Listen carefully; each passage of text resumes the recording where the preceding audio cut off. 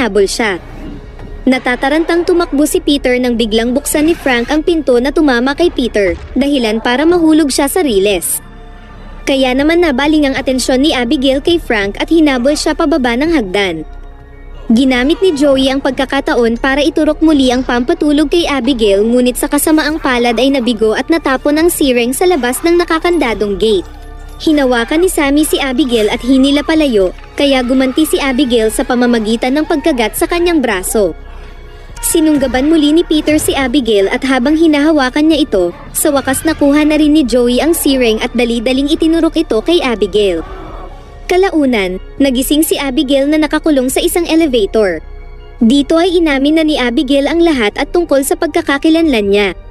Inamin niya na pinlano niya ang lahat ng ito at si Lambert ay nagtatrabaho para sa kanya. Sinadya niyang ipadukot siya ni Lambert sa kanila nang sa ganon ay mapatay niya silang lahat.